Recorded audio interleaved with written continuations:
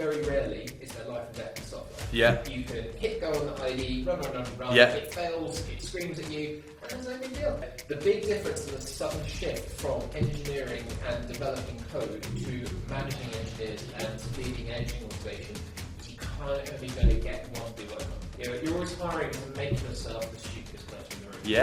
Yeah. I think during interview processes, I think the benefit for me, even if it's not the right person, you end up learning something new and you kind of have an idea of something that works a different way, a different organisation. First and foremost, you are treading that line between showing everyone the direction but not telling people what to do. Yeah. You're relying on that expertise and their skill to find your way around it. But conflict can be a very good thing as long as it's done very respectfully. Hey everyone, welcome back to Lessons to Leadership. My name's Karl Penhale. I lead the software engineering team here at Wave Talent. For those that haven't joined before, welcome. The idea of Lessons to Leadership was born from myself and spending 10 years working in the recruitment space, speaking to software engineers on a daily basis, and those engineers wondering how they can take that leap into leadership. So I thought, why don't I bring some of the UK's top engineering leaders into this room here at Wave HQ and unpack their journeys. Today, I'm extremely excited to have Bruce Pannaman with me. Bruce is the head of engineering at 9fin. Bruce, welcome. Thank you very much for having me. Great to see you. Appreciate we kind of managed to align diaries and things like that. It's been a couple of weeks since we've tried to get you in, but thanks very much. It's holiday. Did you get to go holiday? I did, very nice actually, and I'm actually off away tomorrow as well on my best friend's stag do. So I might not be feeling as chirpy on Tuesday, but yeah, I'm away again. Well, I think okay. Thank you, so do I. Firstly, again, thank you so much for joining us. One of the places I like to start is kind of away from work. Tell me about Bruce outside of work. So, me outside of work at the moment, my life is very, very two-sided. I've got work and I've got 9fin, but then I've got a very young 18-month-old daughter at the moment called Isla. She takes up a lot of my time, which is fantastic. So, she is used to kind of see me come in the morning sometimes. She texts my dad and goes, bye-bye, love you. So it's really, really sweet at the moment. Yeah. Having really good family time. And then also being with family. I'm also really into cycling at the moment. Nice. Moved out to the burbs this year. So instead of commuting cycling and start at the lights, it's all about let's get lost in some countryside. Lovely. Which is great fun. Way to relax and at the weekends. Perfect. And that's road cycling or kind of off-roading? Road. Road. Yeah, I've got to change my bike up. I've trashed it going 2 weeks apart and trying to see how fast you can loop that. But yeah, road cycling. See how fast you can go. Yeah, that's it. Strava's all about. Love it. Well, again, thanks so much for coming in. I guess for the listeners out there who kind of maybe don't know who 9fin are, it would be great just a little bit of an intro, kind of who they are, and maybe your journey, just how long you've been there and kind of your role specifically. So I've been at 9fin for about a year. It's a debt analytics company.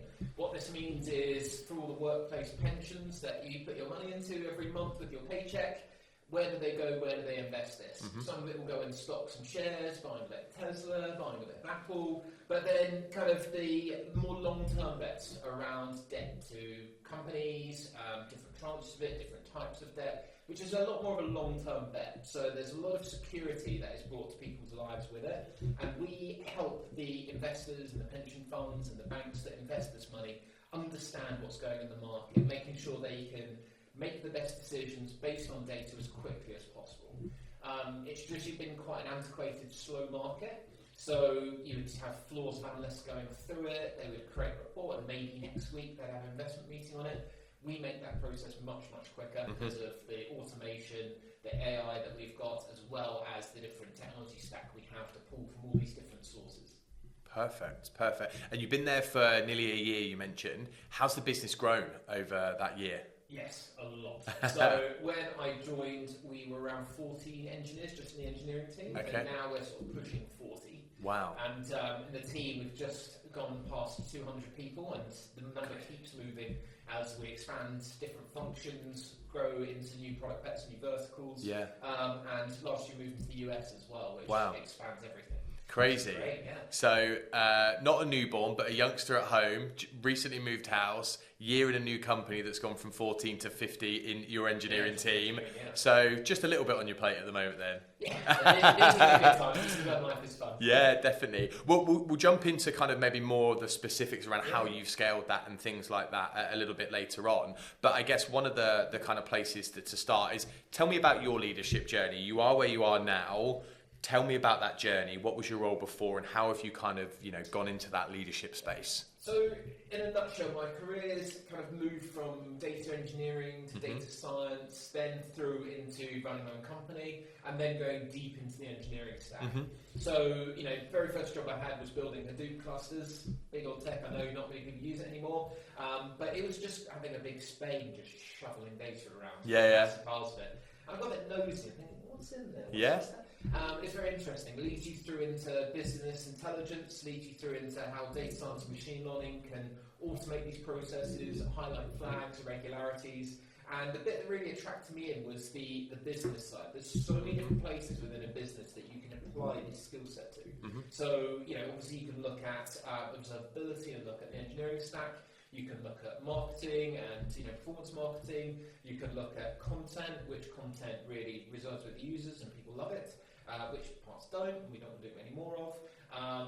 FinOps is another space which basically any department of the company you can come into, see what's happening, and solve those problems there, which is really impactful. So within these roles, kind of ended up in a Scrum Master position, which was very good to I really loved helping the team move fast, unblock things. And this, is what I built on when I started my company, which was a B2C finance company to help kind of parents out with the cost of raising children. COVID was a bit of a smash. Sure, but imagine. Yeah, it's a bit, After that, I thought to myself, I want to go deeper into this. I love the engineering piece. I've always loved working at startups. I've always said the best size of company is when you can stick your hand up and say, hey, CEO, we need to have a chat about something. Can we go have a coffee? If it gets too big, if people don't know each other's names, it's a bit more of a difficult environment. So I love the small, tight-knit startup feel where you're moving fast, tackling different problems every day. And I think moving into engineering management and then going deeper into managing other engineering managers, and then in my current role as head of engineering, you get to see so much more of that happening. You get to empower so much more of the growth and the impact that's happening with more people, with more teams, with more product bets. Wow, that's a really, really cool background. I think a couple of bits there that I'd love to kind of dig into. Having spoken to quite a few kind of engineering leaders over the last kind of 10 years since I've been kind of doing this, we're seeing more and more now people coming from, I guess, different backgrounds into engineering leadership. Now, what I mean by that is people that come from like data backgrounds. Notoriously, it used to be you were a software engineer, then you're a senior, then you were, whereas yourself obviously come from the data background. What did you experience struggles doing that, going from kind of like being more data focused, then into leading kind of a whole engineering team? Was that quite an easy transition or kind of role for yourself? That's quite a difficult one. No matter which kind of technical specialism you come from, going into engineering leadership, I think the big difference I found is that when you're an IC and you're working on engineering problems, especially with software engineering compared to different types of engineering, you build a bridge wrong, it can go down, and unfortunate things can happen to lives, and there's life and death. Very, very rarely is there life and death in software. You can hit go on the ID, run, it fails, it screams at you, and there's no big deal. Hit go 10 times, 20 times, 100 times, it really doesn't matter. The big difference in the sudden shift from engineering and developing code to managing engineers and leading an engineering organisation is you can't only going to get one do-over. If you're going to make a change or you're going to change something, create a new initiative, you really have to plan in advance. And if you hit go and it's the wrong thing, it'll take you so much longer to undo it than to actually do it, which is quite a big change in the way you're working and your workflow. Yeah, definitely. How do you know if it's the right initiative? How do you know if it's the right thing to do? So this is where I'm really lucky in my current role. There's amazing technologists and specialists there, which I couldn't have done what I have so far at Ninepin without their advice. So amazing people that are good on the infra side, really good people that focus on data engineering, web development, front-end React applications, and so many others, where I'll ask them for advice. I kind of, identify a problem, check that it is a problem that's there, really work out what everyone thinks, what they would do in my position, which is going to be a vast array of things. And then it's about balancing those out. Kind of being very humble with it, jumping forward and say, right, this from what I see, this is the biggest problem I think we should solve right now. Here are some ideas to solve it. Here's a direction I think we should go in terms of solve it. And then just wait for things to come back. Yeah. Not everyone's going to agree, and those are the fantastic times where people will have a one-to-one being, Bruce, I really don't like what you did there. Like, I'm not sure this is going to work. And that's perfect. That's exactly what I need to understand those different perspectives, because the whole point of hiring lots of people is you have very smart people, you get lots of opinions, you get lots of experiences, people that might have done the same thing at previous companies, people that might have known more about the theory of it, people that might have contacts that have also done it before. So bring all those voices together in a way that you can create the best decision possible. Not all of them are going to work out. But the best way forward, and then presenting it very humbly, said, this is the best idea I've got. We could be wrong, but let's try it. Let's see where we go, and let's iterate if we need to. Yeah, love it. I think it's that kind of what you mentioned there about the hiring. It's hiring people like diversity of thought, so people who have done the same and different, so you get the best kind of ideas. But then kind of taking your team on that journey, collective responsibility, and almost kind of saying, when we win together. And if it's not right, that's fine. We all kind of made the decision to do it. You're always hiring to make yourself the stupidest person in the room. I think during interview processes, I think the benefit for me, even if it's not the right person, you end up learning something new, and you kind of have an idea of something that works a different way in a different organisation. Oh, let me think about that. That could work. And you just learn so much from outside perspectives when you're hiring as well, and hopefully that you can bring them on board and into the team so you can leverage that further. 100%. Can you recall the first kind of time that you decided that leadership was the kind of path for you? Again, a lot of people that listen to this podcast are probably, maybe leaders themselves, but some of them on that kind of precipice of, is it, IC principal routes, or is it now leadership? Is there anything that you remember that stuck out to you that said, you know what, I think this is my journey? I think it was when I was running that business, where, the genesis of it was a year of all-nighters and weekends getting it off the ground, and then it got to the point of, right, really need a full week on this now. And part of that's what I kind of imagined it was always going to be. We'd build it, we'd do bit by bit. But as it accelerated, there were so many extra operational parts of the business which I had no idea about. PR, customer service, company accounts, finance, and governance as well. That's a big one. So with all of that, I kind of thought, there's so many things I can't do myself. I know how to build apps, I know how to build back-end infrastructure, I know how to run scalable data systems, but I don't know how to do those things. So then, tried it myself, failed a lot, got some extra people in to help out, people who are very specialists, and realised that when you pull all that together, that's where the magic happens. And you can help and support and kind of align everyone, and then together as a group, you move forward in fantastic ways. I just thought, this is it, I'm having fun. It's funny, isn't it? You reminded me then of a story when we first started the business here at Wave. Had a client kind of call up and was like, "Oh, can I speak to someone on the accounts team?" And we were like, "Yeah, no worries." So it was like phone on hold here. Hello, accounts. So it's like I can imagine a similar kind of situation to yourself, right? Spinning a lot of plates, wearing a lot of hats, but kind of led you to that decision. It can be quite relaxing, changing different things as well. You're really struggling with a bug and you can't get that transaction system to work quick enough. So you just go in. After Effects up some Facebook ads. This is nice and relaxing. Let's play with some animations. I can imagine. Love it. So I guess moving on from that, kind of establish kind of your journey, your situation now. What does leadership mean to you? And what I mean by that is, what did it mean when you first started? How's it evolved? If you can kind of like summarize it into a few different things, what does leadership mean to you? Big question. Yes. There have been many books written on this. So I think my understanding's evolved over time as I've learned more and I've experienced more. But where I've kind of landed now, what's being very effective for me now is really setting a grand vision and aligning a big group of people to be swimming in the same direction. There's a really good book, I can't remember the name, but it's about the Sky cycling team. Okay. And it's the whole theme of the book is, it's the Sky rowing team. Right. Does it make the boat go faster? Okay, yeah. Everything you do is about that, and it's kind of, if we go to sleep 15 minutes earlier, does that help? If we eat this brand of Weetabix instead of this brand, all those little things. And obviously that's a sport where every little microsecond counts. Yeah. But the same thing happens with technology teams. There's so many things you can do, but as like a startup growth section of business growth, the most important thing is saying no to the right things. Yeah. You can do lots of things. So it's giving the right perspectives, really showing that direction to everyone so that they themselves can say no to the right things. Yeah. So sometimes it's difficult to step back. Your success as a leader is based on the success of the people actually building the software. So there's a lot of ego you have to leave the door. The pride is in the team and what they've done, and there's kind of very little self-pride, which is an important thing to do.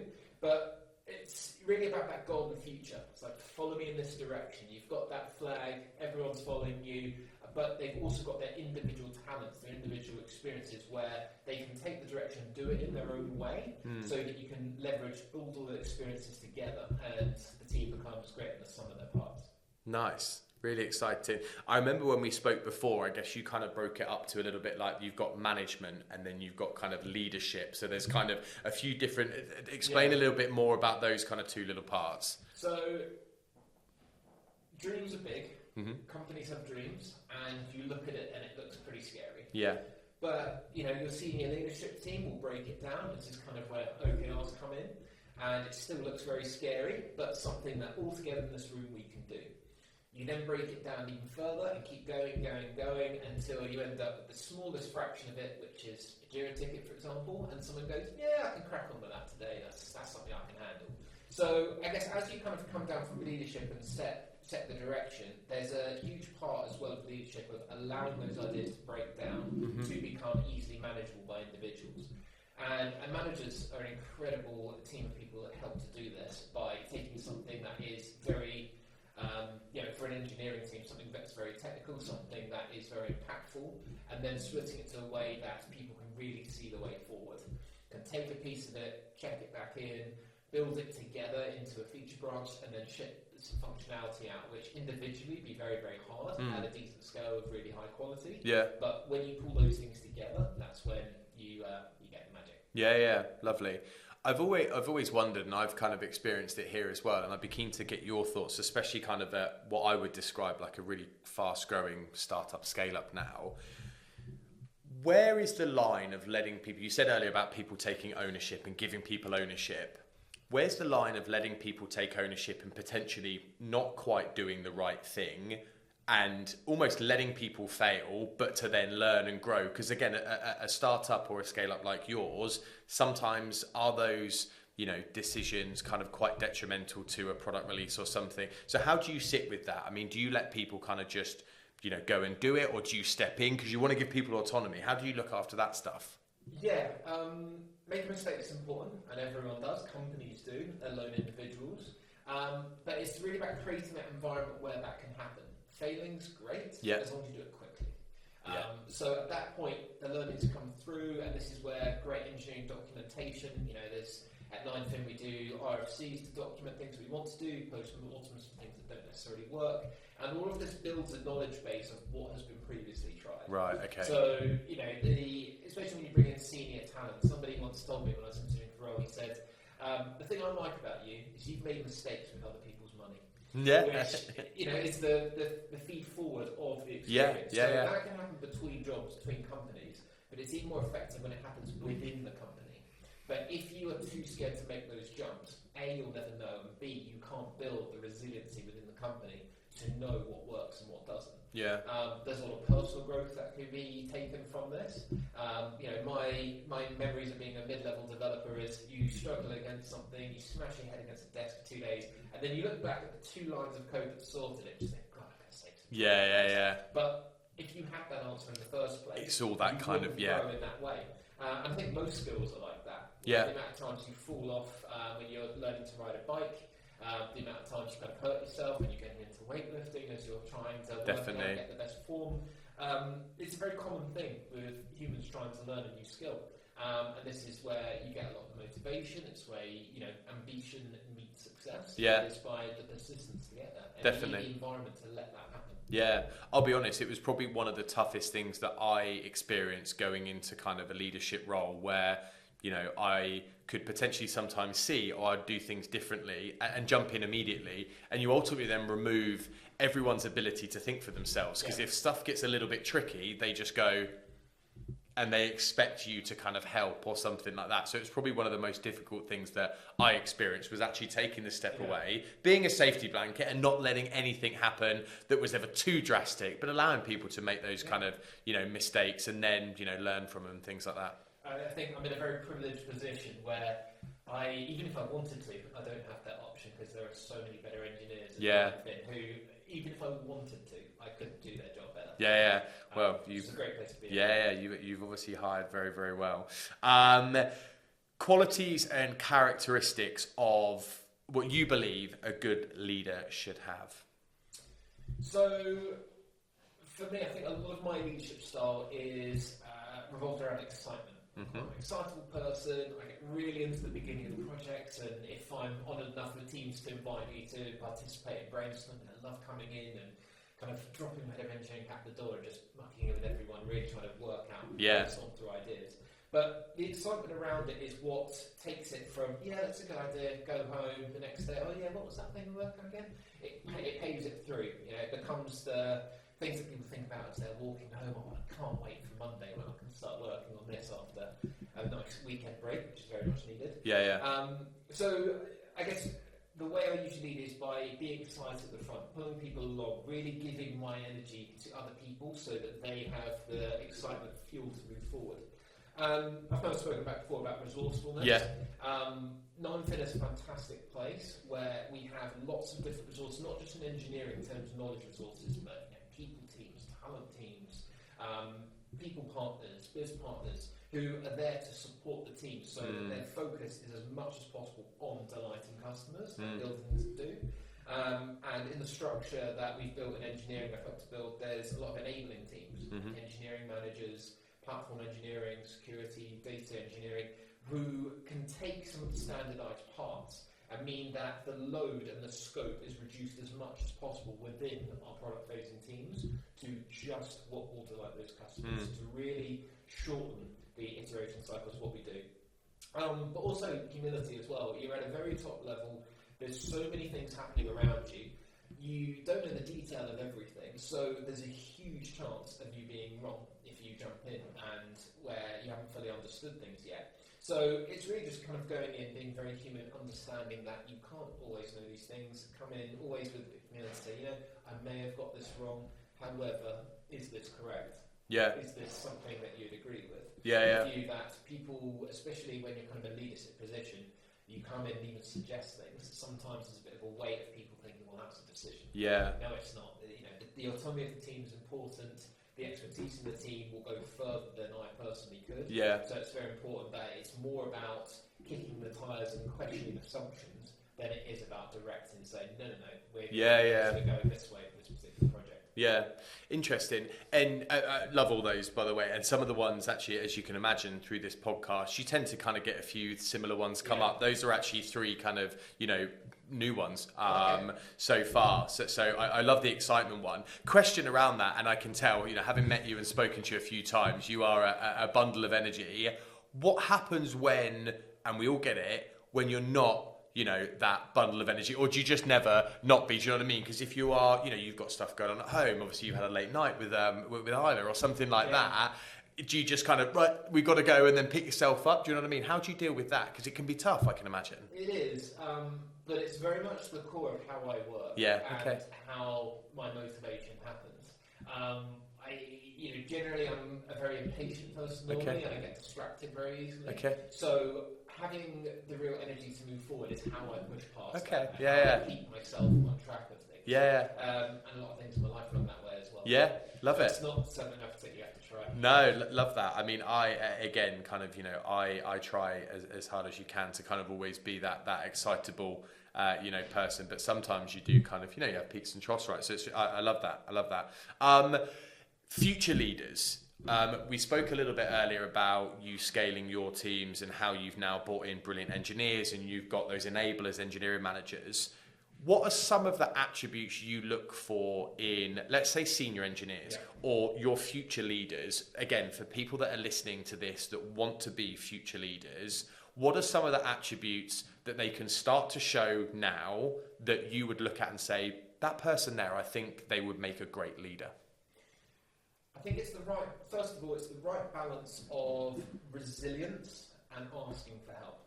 So, it's a spectrum and there's somewhere the right place in the middle. On one side is the resilience side where I am not going to give up. Yeah. Even if I have to stay up for 70 hours. Yeah. Which is very, very admirable in the early days of startup and it's very much needed. And then the other side is I'm slightly stuck. Let's stop everything, pull the Kanban red tag, let's do this. So you need to have the right spectrum between the two, and I think depending on the problem, depending on where you are, depending on what other expertise in the team, it's making those right calls. Have you really delved down and researched how to get over that blocker? I mean, obviously highlight it, let everyone know, because there could be an easy win in the rest of the team, so the high communication of it is very, very key. But then, having a go yourself, seeing if you can get that extra learning, see if you can find your way through it. Stack Overflow is a great place, company docs, and kind of even closed MRs that are sometimes there, which someone's tried before but hasn't got accepted. Those are great places to look too. The other thing around kind of senior engineers, which I like looking at, is a view of start to finish. Okay. So, thinking in kind of agile terms, you have the epics, which get broken down to stories, and that's kind of an abstraction of the way of working. But at a senior level, I really look for evidence of somebody being able to take the idea, work with the team to refine it, and then be able to push it all the way through to production and to the customer. Nice. So this means that you don't necessarily feel you have to pass things over the fence to the next person, and you can work all the way through. But it also gives you a really good understanding of the process. If you think about other types of engineering, for instance, a carpenter, right? You get a carpenter around your house to say, hey, here's some new structure I want to build underneath the stairs. A really good one will say, I reckon that's 2 days and 500 quid. Yeah. And the really good ones, it will be around 200 days and it will be around 500 quid. Because they've understood from the very beginning of what bits of wood do I need to buy, what's the one of those, all the way through to I need to put this in here, that needs to dry, I then need to work out if this works, here's my unknowns, and all of that is happening in their head as they're kind of doing with that bit. Yeah. So that's the process which takes a lot of experience. It takes a lot of oversight into all of the small parts to get from idea all the way to finalising the execution. And a really good senior software engineer can see that all the way through. Nice. Really, really good bits there. Really, really good bits. Again, as I said, a few times that one of the reasons that the podcast came about was to try and give nuggets of info to kind of people that are looking for that. And there's two really, really good ones there. So that's brilliant. Self-awareness is something that has come up quite a lot on this podcast when speaking to others and, from different perspectives. How important is self-awareness in leadership from your perspective? And have you experienced any kind of strategies that can improve kind of self-awareness? So this is a really key part to leadership, exactly why you're bringing it up. So first and foremost, you are treading that line between showing everyone the direction but not telling people what to do. Yeah. You're relying on that expertise and that skill to find a way around it. So within that, it's really important that you can build that trust that people need to move through. To build trust, you have to be vulnerable. To be vulnerable, you have to understand yourself and understand what you're being vulnerable about. So there's a lot of self-reflection to happen to work yourself into a place when you become an effective leader. Especially when you come into a new team and you become the leader, the first step for me is always just like, here are my weak spots. Here are all the bits I can't do. Here's some stuff I can do. Here's some stuff I can't. And then people kind of see you as someone who is much more human. They can see where you've come from. They can see where you're going. They build that trust, and you can move forward with it. Yeah. Another part here is around finding conviction in what you're saying. So what your point earlier around is it the right decision, is it not? Sometimes you're not going to have all the data to make the perfect decision. You have to go through it with conviction. At this point in time, with the data I have, this is where I think we should go. Because the way to get this through, the way to communicate this most effectively is with lots of repetition. So the self-awareness to kind of know, I've repeated this a million times, and just like when you're pitching or when you're interviewing, you say the same line a million times to the point where you completely believe it. It rolls off your tongue. But you have to have the self-awareness behind you to think, this is still a hypothesis. This is still a theory. And even though you're kind of saying it with lots of conviction, have that bit in your brain to go, right, I'm still looking around to see where this potentially might not work. So that you can proactively fix it if anything does go wrong. I really like, and again, it's been said a few times, but maybe not in the way that you said it, which I really like. It's I think it was you're showing people the way to tread the path, but not telling them what to do, or something like that, which I think is probably a really tricky part. I like the idea again there of almost coming in and saying, well, this is what I'm really good at, and this is what I'm not, and this is again when you're hiring for your teams, you're trying to hire people that do all of this list as well as be able to kind of add to some of that stuff, which makes sense. Really, really interesting. In the same kind of like context there, empathy. Again, it's something that's come up quite a few times. So similar question really. What role does empathy play in effective leadership? And I guess how can you cultivate empathy with your teams? So empathy is the connection and the appreciation of what's going on in each other's heads. So with systems and servers and computers, it's really easy. You'll get a cloud watch alert. I need more CPU. I need more memory. Cool. There you go. And your AWS bills go up. Whereas with humans, it's very, very different. To get access to what's happening and inside someone's head, what's holding them back, what are they potentially afraid of, what are the things they may be overconfident with, you really have to think of it from their perspective. And this is a skill of building where you meet lots of different people, and again, it takes lots of different experiences. This is where I found networking events and things like that really useful, because there's lots of throwaway connections and throwaway networks where you might keep contact, you might not, but it's kind of a lot of kind of matchmaking and working out what's there, and you spend the time really trying to understand where they come from, and there's so many different backgrounds, so it's a really good training ground for that. The way that I do this, coaching and one-to-ones, really good tools, really good things to get good at. This is time where it's the time for the other person to speak to you, lots of listening, way to give lots of feedback. It's a two-way conversation, but if you do it right, the information flow is very much to you. A really good resource for this as well, pit decks. It's like a little card deck where it has lots of strategies, lots of like one-to-one topics, workshops. I use it all the time, it's great. Nice. But when you know it's working is when the empathy is reciprocated. Right, You'll kind of ask, how's things going with this? How are you feeling about that? And then sometimes you get, how's your day going? I heard you on that meeting earlier, you were, you seemed to be a bit all over the place and everything. Okay, and that's the mutual side of empathy where it comes both ways, and that's where real trust starts to build. Which, companies have some good times, sometimes companies have some bad times, but how people get together through those bad times is really what makes a solid culture. So building the trust as quickly as possible, making sure that you can feel very comfortable empathising with each other is how, when those disasters, those stormy times come, the team will most effectively get through it. Yeah, love it. You've got a team of 40 people. I'm assuming you might do. You don't do one-to-ones with all 40 still, or do you? I'm kind of thinking as your team gets bigger and unfortunately contact time reduces and then you manage managers that manage, how do you maintain that kind of relationship as your team grows? I think this is a big mistake I've made recently, where as we've hired and onboarded lots of other engineers, I still kept those one-to-ones because I wanted to know more about them. I wanted to have that connection. I had such a privilege when I started, where we had the team of 14. We didn't hire for a little bit, so I got the opportunity to really understand where they were coming from. They'd been there for 3 years. What did it look like 2 years ago? What was the origin of this problem we're experiencing currently? But now I've very much hired an amazing engineering management team. They're fantastic. The emphasis of hiring was looking at my own strengths and weaknesses as a manager, then hiring for those strengths, then reiterating, thinking what is missing from the team, going out again, and it's created a very multifaceted, very broad experienced team which can handle so many different things and have come up with amazing ideas so far. And they do a lot of the line management, but I do miss those days of having lots of time with everyone. But we have lots of good socials, we have lots of time that's outside of work to really communicate on these things. Nice. Axe throwing, or it's like, the darts event that we did recently. Yeah. It's great fun to just hang out with people and get to understand them as people outside of work. Definitely. Again, we experienced it here. As I said, when I joined the business, I was the first, fourth person in, and now we're kind of mid-30s.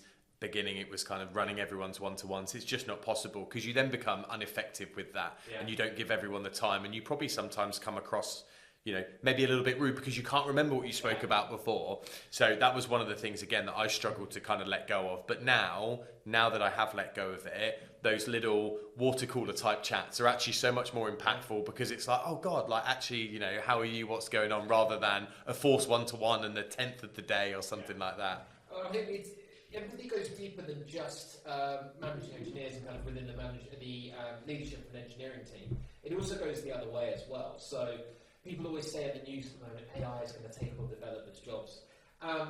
The evidence you see to the contrary is Atlassian is still a huge business. Everyone hates Jira in some way or another. However, the reason why it's so successful is empathising with your intended users, understanding what they want and turning that into code is the hard bit, not actually writing the code. So all of these things together mean that engineers don't just have to empathise with each other. You just have to it's not just about the leaders empathising with the engineers.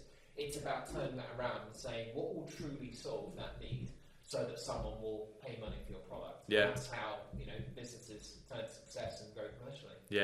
Awesome. So we've dug into kind of attributes and things like that about what makes good leaders. I'm now interested to kind of dig into kind of a little bit more about yourself. We've heard about your journey, leadership success stories. Tell me about one of your success stories, your best times. So big successes always come out of the ruins of things that don't always go right because you don't get the planning. So there was one time at a previous company where I opened my laptop one morning and I got an email from our payments provider saying, unfortunately, due to the nature of your financial business, we've decided we don't want to do business with you anymore. As of immediately, we're cutting off your SDK access. That's revenue cut off. I think they cut it off about 6:30 and I read this about 8 o'clock, so it's an hour and a half. Oh my God. So it was one of those days where you drop everything. But the only way to really get through it is to say, right, we're all getting together today. It's priority number one. I've thought about a contingency plan. This is how we're going to do it. We're going to find a new provider. We're going to integrate it today. We're going to set ourselves up. We're going to make sure that we're communicating with customers so they know what's happening. They understand the reasoning. So there's lots of different roles and lots of different pieces that need to happen. But there was that huddle in the morning where we got together, snapped out of it, just like you do it, like you see in the American football film. And then we just got together and plowed through it that day. This was, saw some people going off and looking through the contracts and the terms of service with the new provider wanted. Some people were playing with the SDK in the staging environment to pull it into the application that we had it in the microservice. Then other people were trying to draft customer service and email outreaches to users. So all these different things need to happen at the same time so that we can get this together at the end of the day. So at the end of the day, we definitely needed a beer at the end of that day. I can imagine. We got it together and I think everyone just looked at each other and went, we nailed it. That is something that would cripple some companies. 100%. But we overcome it. We've done it and we couldn't have done it without each other. Definitely. Wow, that's interesting. Tell me a little bit more. So that company at the time, how many people, like you talk about the team there pulled together, how many people? 6. It sounds to me like a lot of the work that amounted in that response had been done before. Do you know what I mean? As in you created the team environment, you've been empathetic, you created the kind of trust in the team, etc. So it sounds to me like just that leadership style in general kind of allowed you to say, cool, look, I need you. And your team said, we're here for you, as an example. So that's really, really interesting. It's very easy for people to just look at it, I'm not touching that, tap 100%. Yeah. And I mean, we've had it here, and I'm sure kind of, most people have it in businesses where you kind of have to almost kind of get real and be like, we need to pull together here. And that could be for a number of different reasons. And, I've definitely worked with people in the past that probably relationship hasn't been as strong as it could have been, where you've kind of said, I really need you, and they either lean in or lean out is the way that I kind of describe it here. So it sounds like, again, the work you've done there is pretty impressive. On the flip side, tell me about one of your biggest challenges, or a failure that you feel like you've experienced from a leadership perspective. Yeah, so there's one that sticks out, and it was in a previous role where we had a team that was growing, the remit was growing, there was more on the product line that we wanted to build, and it made sense to split the team into. So we had a framework of building, we had just started working with Golang a little bit, we had changed an architecture pattern, and we had a really good time building together, and then we split the two teams out to think we can now do two things at once. Most people kind of liked it, one person didn't particularly, and they very clearly addressed this to me and was very honest with me, which I really appreciated, and I ignored it. I thought to myself, this will be sorted out in time. Once this person sees this working in practice, there'll be one over, and I really regret that. I wish I'd addressed it, listened to those concerns, really thought through it. I did give this person the time to explain it to me. I understood exactly what the concerns were, which probably makes it worse. But if, it all resulted in a lot of disalignment, lots of misstepped MRs, which kind of wasted a lot of time. Neither team trusted what each other were doing, or even kind of knew what each other were doing, because the communication wasn't there. It's definitely something I've reflected on quite a lot, and I think it goes into that buy-in and that kind of dissenting voice thing I mentioned earlier, where you need to have those things to create the most grounded and to create the most broad consensus of what to do. It's not always going to be the best thing, but just like with respectful consent, it's all about dissent. It's all about making sure that you're listened to, making sure that you understand the other parts, and then you can move forward together as a team. You don't always have to agree. This is the whole thing of bringing lots of different experiences together. Sometimes it's not going to happen that way, but if you understand the other points of view, you feel like you've been heard, and you feel like that attention's been put there, then it means you can move together as a team. And sometimes that person will be proved right, who's the dissenter, and sometimes they'll be proved wrong. But time will tell. Nobody has the data, the information to really know for sure when you start out. Yeah, 100%. And look, appreciate kind of being so honest about it. I mean, I can imagine there's many, many people listening who have done very, very similar things. In a business like yours, where it is fast-paced, it's quick-moving, decisions like this, maybe not on a team needs to break into 2 scale, but I can imagine there's decisions or things like this that happen on a daily basis. How do you kind of handle that in regards to, are there certain things that you need the team's input on? Are there certain things that you just decide that we're going to do it? Where's the line? I guess what I'm trying to allude to is, if you're constantly going to the team and asking for their input and their data, does that not massively slow things down? It can do. Really useful tool here is called the Decider app.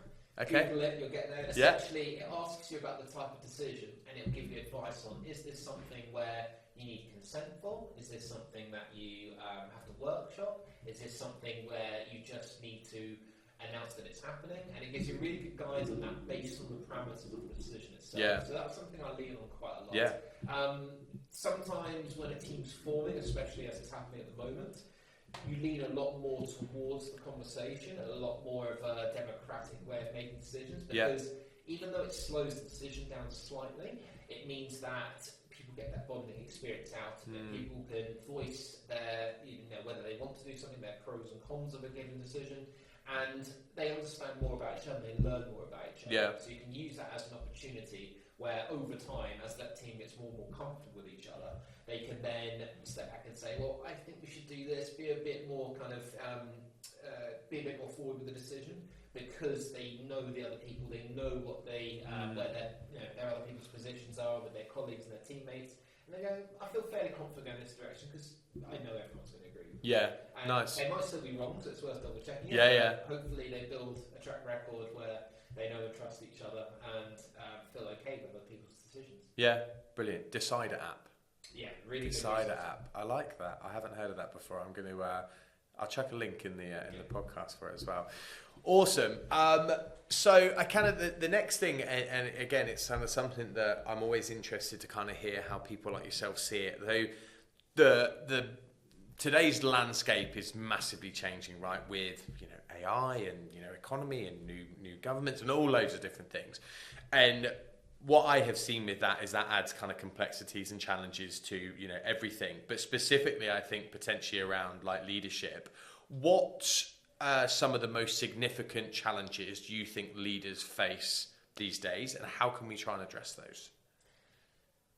Good question. So I've thought about this long and hard, and it kind of led me towards LinkedIn. Just kind of the Instagram of business. Yeah. So just like an Instagram where everyone's on lovely holidays and looks fantastic every day, and just rolls out of bed with supermodel looks. It's not always the way. There's lots of effort that goes underneath.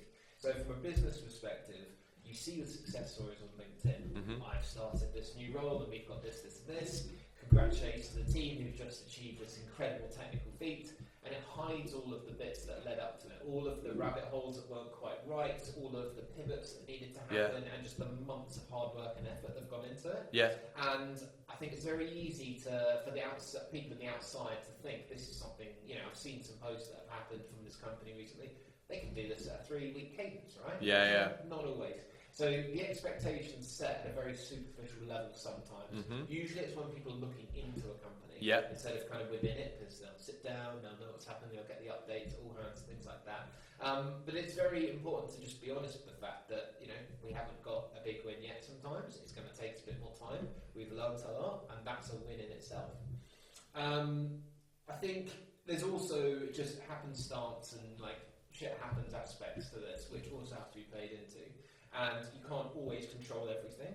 So it's not kind of judging yourself on things you can't control that's very important. And if you go by that sense, you really focus more on what you can control. And that allows you to move through that landscape to the best of your ability with your team intact and with you. Nice, perfect. I definitely agree with the first one as well in regards to kind of the LinkedIn, what you see. I think it's really interesting. How do you, I guess, in that instance with, I'm trying to think of an example, I could think of one in the recruitment sense, but how one of your competitors posts something, how do you keep your team motivated when they potentially see things and, they can see that you're experiencing some struggles with what you're trying to deliver, for example, and you see a competitor post something? How do you kind of keep that momentum going internally, knowing that what they're posting is probably not quite true, or there's some elements there? How do you deal with that? So competitors, Ninefin has lots of competitors, and they can be a very motivating thing. Yeah. So, Ninefin was once very small, no one heard of them, we were trying to eat at that market share. We've now got to a position where instead of being like an annoying fly in our competitors' faces, we're a huge hornet. Yeah. Seeing those posts that you described, they're actually trying to swipe us away. Okay, nice. That's quite a lot of flattery when you look at it. Yeah, definitely. It definitely is. I've never thought of it in that way. I really like that, and definitely something, because us as a small business as well, there's definitely kind of competitors out there that do things differently, so I really like that. DE&I is something that is a huge topic everywhere and anywhere that you look. How can us as leaders foster a more inclusive and diverse workplace?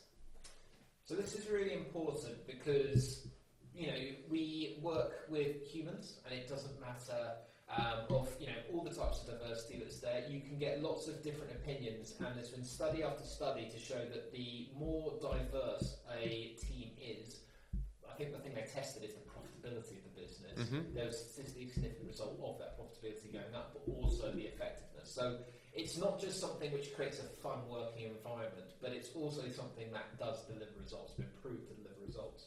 So the way I've been thinking about DEIB over the last year, and it's big focus at Ninefin, is really part of the core of the culture we want to create, is we talk about it in hiring a lot, and that's a very important place to have it, but it doesn't stop there. Mm-hmm. You've got to think about, once people join, things like our socials revolved around pints and are very laddie. You've got to think about when are those brainstorming meetings happening? Are they happening too late in the day for people who might be fasting for a religious festival? You've got to think about people who are going through different milestones. People like myself waking up very early for kids and things like that. Yeah. You might not be able to stay late for things. All these different things you have to consider. And this goes back to the empathy part of understanding who people are that you work with as people, not just as colleagues. Goes a long way to supporting this. I think also it's not, tech recruitment especially focuses a lot on gender and to a certain extent race, but there's so many other things which I've had a really good experience of over the last 6 months or so hiring to really focus on as well. Neurodiversity, age gets forgotten quite a lot. And these things add more to kind of the rich tapestry of your team and who you work with. Definitely. You said it, one of the first questions we spoke about is by hiring people who are, a good kind of spread of diversity. You get diversity of thought and different ideas and all sorts of stuff like that. So it's really important. And I think, again, probably going back to a couple of things you mentioned is creating an environment where people feel comfortable enough to tell you about, you mentioned earlier there about when you have a meeting, if someone is maybe fasting, lots of companies may not have an environment where someone feels comfortable enough to tell that, or to say that this is my situation. So it kind of goes hand in hand by creating an environment that is people feel comfortable to then share that and then actually listening to it and kind of making it a bit, more accessible or whatever it might be as well. Yeah, I mean, it goes down to really small things like making sure there's notes instead of just a presentation that's vocal. Really thinking about how you communicate and really accounting for all those different parts. Yeah. Really small things can make a massive difference to people.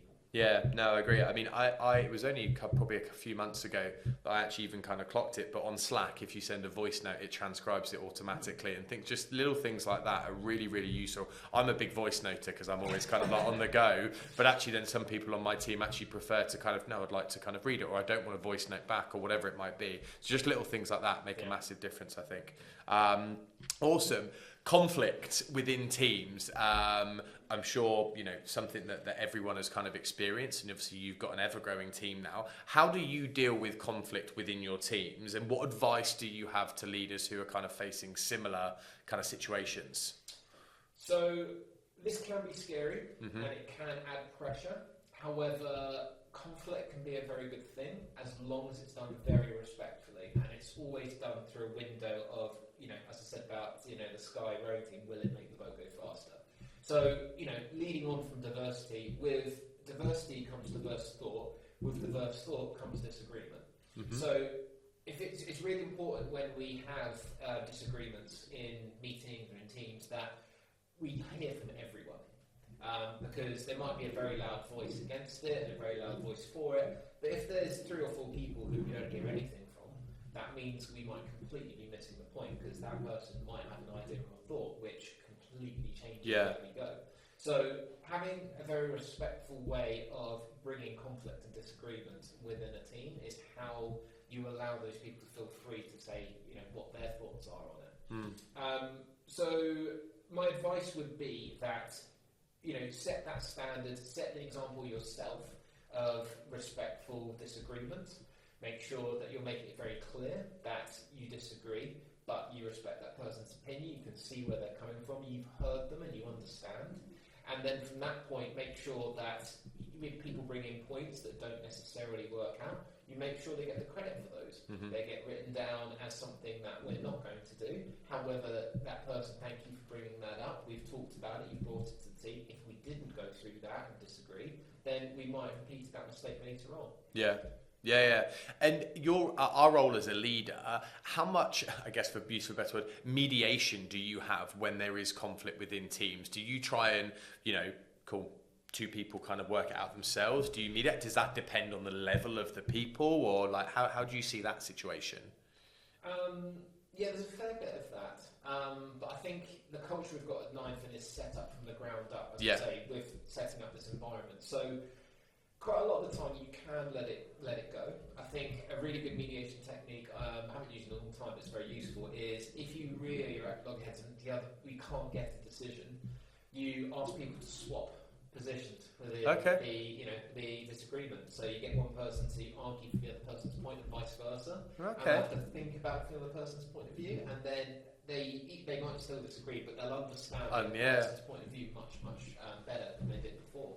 So even if, as a group, you go down one direction or the other, there's a lot more respect with that decision, and there's a lot more appreciation for the process. Yeah, no, that makes sense. And I guess that kind of leads maybe nicely into the next question about kind of the balance of results and performance versus kind of, well-being and happiness. How do you personally as a leader, how do you balance results and performance versus kind of well-being and happiness of your teams? So I've always found engineers are happiest when they're doing one of two things. Yeah. So that's hitting the merge button yeah. on a PR and finding the root of that button, that aha. Yeah. That is the dopamine hit which keeps people going to that. Yeah. So I think there's a lot around performance and happiness where you can align the two things. If you go full pelt and just think about company performance without adding in that motivation, you won't get that sustainable velocity of delivery. So it's very important to kind of make sure you've got those two things together. But also another bit is around alignment to those company goals. So the approach is making sure that if everyone understands the end goal, the motivation to hit it and to achieve it, which means the company does well, which means everyone gets more resources, and activity goes up. At that point, the happiness aligns with the company performance. Yeah. You can get two together.